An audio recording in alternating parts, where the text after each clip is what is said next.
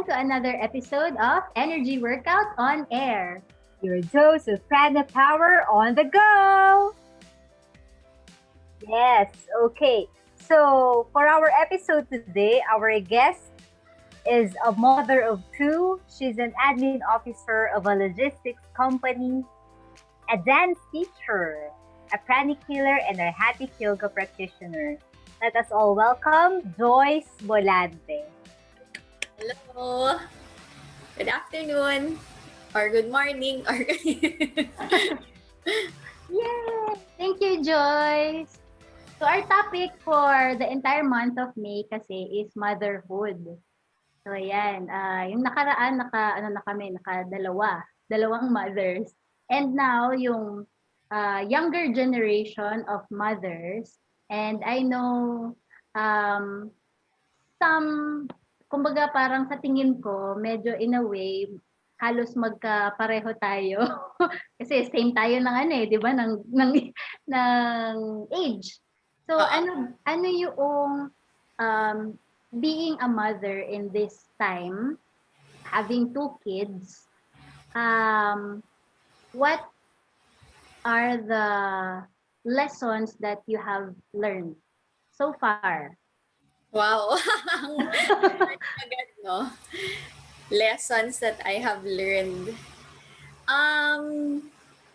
Yun, parang being a mother, ano talaga siya, it's very, very, it's hard work, pero also very, very rewarding. And yun, parang you always have to be on every time. Kasi hindi naman pwedeng, ay bukas ayoko maging mommy, parang ganon.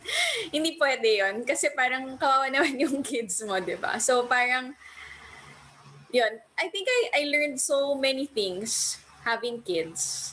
Being selfless, yun, being present, being, yun, parang akala ko sobrang patient ko na tao. Pero nung nagka-kids ako, wow, meron pa palang isa-stretch yung pagiging patient ko. Lalo na nung dalawa na sila. Parang talagang, wow, Lord, tinitest mo ba ako? Ganon. So, actually yun, it's those kinds of moments that really test your character. Kasi of course,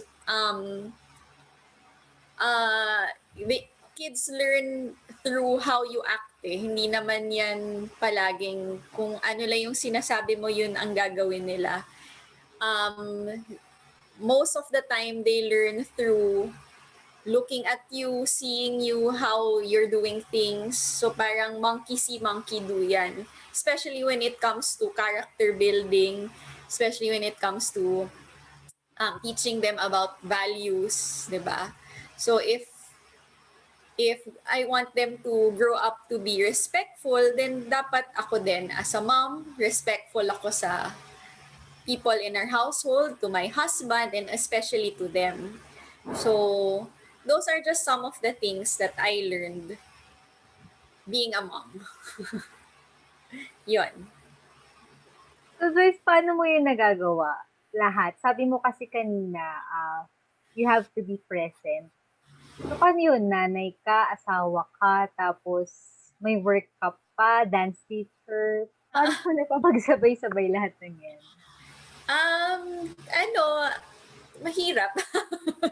It's, you really have to schedule your day. Ako, I'm a planner. So ako, I like writing down the things that I have to do, having a to-do list. So parang it just makes the day, the week, parang mas calm, mas you know what to look forward to. Alam mo yung flow ng day mo. So that's how I try to balance it. Pero of course, sometimes there are unforeseen events or things that happen, or minsan wala ka sa mood, minsan hindi mo nagagawa lahat ng kailangan mong gawin. So it's also a day-to-day learning and also a moment-to-moment learning siya na, sige, I'll just take it one moment at a time. Let's see how I can manage this situation, ano yung pwede kong magawa today. So ako, I've learned to also let go of um, yung hindi ko kailangan dapat magawa lahat kung ano yung nasa to-do list ko. I have, meron akong ganong kasi ugali na parang ayoko yung na-idle ako. Parang even if it's a weekend, parang naghahanap ako na ano bang pwede kong gawin, ano pwede ko ayusin dito sa bahay. Parang ganun, parang ay magulo to, ito, isa-schedule ko to, parang linisin natin tong area na to, ganun. So, minsan wala, parang yun yung isa sa mga I'm trying to work on kasi parang I realized ang ano ng utak ko, ang likot na parang sometimes I don't give my self rest na yun, yung mind ko. Yun yung minsan. So, yun, that's how I try to balance it. Being present is always a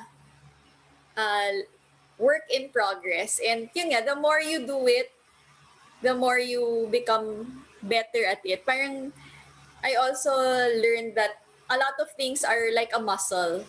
So parang if you want to be more present with your children, you also have to practice it. Paano ba yung pagiging present? It's not just not parang putting down your phone when you're with them. Hindi lang yun yung way of being present eh. Most of the time, like, I think one of the struggles that na I could see on how to practice it is yung times na both me and my kids are yung naiinis na, 'di ba? So parang those are the times na talagang you have to be present na huwag kang sumigaw kagad, don't let your emotions get to you, 'di ba? Those are the times na the most important times I think na you have to practice being present na you take a step back first and then maybe assess the situation. Is this the best thing that I should do? Kailangan bang sumigaw ako kagad? Or maybe I should take a few breaths and then assess the situation. Maybe I could talk to my son this way. Ganun muna.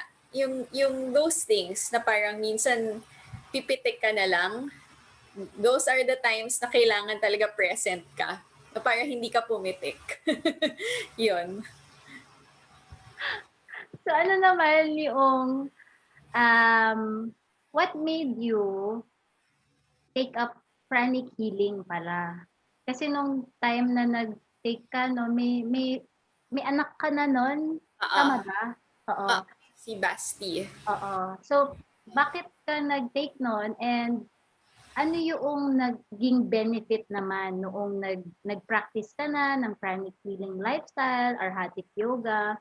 Mako-compare mo ba like yung how ano yung pagiging mommy mo before and then after? So how I started with pranic healing is really because of my husband, si Andre Volante. And then, yun, because he was practicing it, because he took a lot of classes, parang he also encouraged me na, why don't you take this class? Basta he kept on just sharing to me ano yung mga what's it about. Of course, yung unang stepping stone doon was the healing part. Yung this is how you heal. You can heal your kids kapag may lagnat sila. Those were just the parang pinaka-basic things that he shared to me. And then, of course, yung when he started attending the classes, there were also parts na like the virtues of Master Choa that he shared to me, which I really resonated with. So, yun yung those were the things that I really liked about pranic healing. Kaya ako din nag-take ng class kasi yun, first, I also wanted to help him. I wanted to help our kids. I wanted to have a tool na if they got sick, they may kailangang we have something to meron kaming pwedeng gamitin para ma-heal sila. And then pero yun nga, I think yun lang yung parang just the tip of the iceberg. And then, when it got deeper, yung nag-arhatic yoga practice na, yun na yung parang that really sparked my interest na with what spirituality was about. And, it's not just about having a religion, believing in something. It's really also about how you live your life, doing that inner work and, the purpose of being here in this world. So parang the lessons that we have to learn, yung mga ganun. And at yung parang sa start, parang naisip ko, okay, so pranic healing, it's also just a way of, a different way of explaining things. Kasi, di ba parang, there are things na parang pinapaniwalaan sa pranic healing that we cannot see. Kasi nga, di ba, energy healing siya. So, parang, yun, at that time, parang medyo iba yun sa akin. Pero, when I saw na it was working and also parang, maybe there's more to this. So, dun ako na mas na-interest. And then, yun nga, I started reading books about spirituality, about the soul, yung mga ganon. So, yun yung mga napaisip na ako na parang, ganito pala, ganito pala yun. And then, ano din, I also really like the arhatic yoga practice, yung meditations, kasi parang it's also a way of a reset for me, for us, na at least parang during the day, meron kang time for yourself, time to just really relax and also share your blessings to the world, share yung ganun, meron ka ring pwedeng ma-share sa ibang tao through that meditation.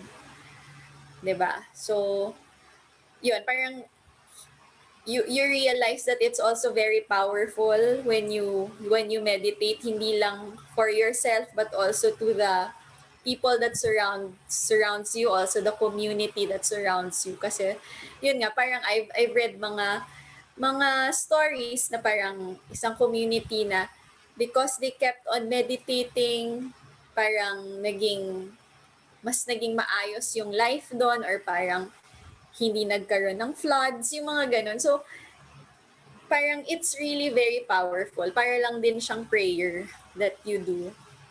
So, those things, those kinds of discipline, I really like.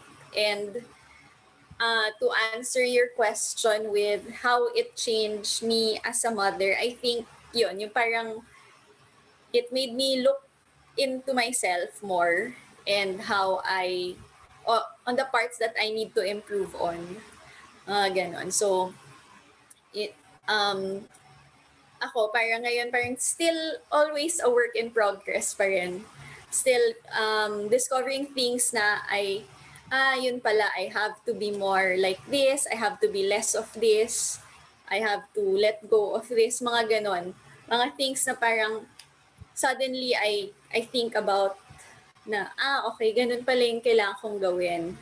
And because you also work on yourself at being better, I think yung surroundings mo din, it also gets better. Parang because you're loving yourself, you're working on yourself, parang yun din yung mapupor mo na love sa family mo. Ganun yung na-realize ko. And yun nga, ganun yung feeling ko na nangyayari. Wow, thank you, Joyce. Haba, sorry. Hindi, tawag dito, napaka makabuluhan ng sinabi mo. And siguro natutunan ko din sa'yo sa pag-uusap natin to, napaka-importante talaga nung self, no, para maging effective na nanay. Kasi nga sinasabi nila, ang nanay ang ilaw ng tahanan. So, kagaya ng mga shinare ni Joyce, paano nga naman magiging isang ilaw ng tahanan kung ang sarili natin ay puro darkness. Mm-mm. So, napakaganda ng shinare mo. And so ngayon, dahil sa sitwasyon ng mundo natin ngayon, maraming nanay, mga naka-work from home o kaya halos stress lahat ng tao sa paligid. So, bilang isang ina, ano kayang advice yung share mo sa mga ina na nagsistruggle ngayon and sa mga gustong maging ina pero maraming nag-hold back sa kanila dahil nga sa parang pag sinabi mong ina, napakalaking responsibility. Ah, okay. I think yung advice ko is, siguro you work on yourself, love yourself. Parang it's such a big, parang it's such a generic term, or parang ano ba yung ibig sabihin ng loving yourself talaga. So, yun, parang ako for a time, when I was a first-time mom, parang binuhos ko lahat ng energy ko with my son, with my firstborn, na for a time, I really forgot about who I was. I didn't know. Parang when I was contemplating, hindi ko na alam what I really like. Hindi ko na alam what I was passionate about. So, I think when the pandemic hit, parang sabi ko, wala na excuse. I'll do the stuff that I really wanted to do kahit dati pa. Parang there was always an excuse in my head na parang hindi na, I won't do that kasi I won't have time. I don't have time. I have to do this, I have to do that. Parang there are more important things that I have to do. Pero I realized that I also have to make time for myself. And yun nga, parang bigyan ng importance yung sarili ko. So, yun, during the pandemic, I took mga lessons. I took drawing class, and now I'm taking an, an art class, a painting class. Kasi matagal ko na talaga siyang gusto. Pero wala lang, I was just really putting it off. Kasi nga parang iniisip ko, mas may, alam mo yun, parang I could put my money at sa parang mas ano na, for the school of my son, mga ganyan, mga ganyan iniisip ko. Pero hindi ko naisip na important din pala that you love yourself nga, na you make yourself feel good. Yung parang you also have to give yourself a pat on the back, yung ganon. So yun yung advice ko, na don't forget about yourself, yung mga moms. Do something for yourself once in a while, or sana nga every day, kahit 10-15 minutes lang yan. It may be just reading a book that you really like. So yun, ako I make sure that I really have me time. Kung ano man yung me time na yun, exercise, or minsan nag-aaral ako ng sayaw, gano'n. So, different things that I want to learn, I do it. And yun, for those who want to be a mom and are scared, ano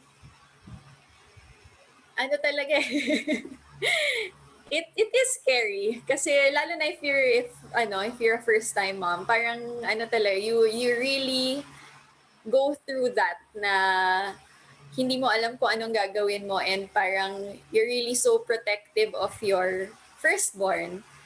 And it's a learning process. It's part of being a mom, and you just have to trust yourself, and ask for help. Important that you ask for help, and wag mo akuin lahat, kasi I'm pretty sure a lot of people are willing to help you. And yun nga, ask for guidance. Yun. Thank you, Joyce. So very talaga, kasi important lalo na itong generation natin, 'di ba? Ang swerte nga nila Basti itong mga batang 'to na ngayon kasi ang daming schools na available to actually dami na ngayon mga parenting schools, and Yes. then ito kung nasan tayo ngayon, 'di ba? Knowing how to have kumbaga parang energy hygiene naman, yun yung tinuturo sa atin. And how to live a very wholesome and happy life. So we are very lucky. So with that, for those who are in search for a school na malay nyo, di ba, ito ang makatulong sa family ninyo, lalo na sa mga mommies out there na talaga nga namang na, na grabe yung energy talaga na kailangan natin. Yun nga, yung sabi ni Kay kanina na tayo yung ilaw ng tahanan. Eh, paano pag laging ano na, napupundi na? So how can we recharge? So you can join us every day from Monday to Friday. We have home sessions, healing orientation, meditation, and enlightening talk. You can just type in phfp.ph/ the day of the week. So Monday or up to Friday. Yan. And you will be learning a lot about pranic healing and then the meditation on twin hearts and enlightening talks from different speakers. So yun po. Thank you again, Joyce, for that wonderful sharing. And see you again next time.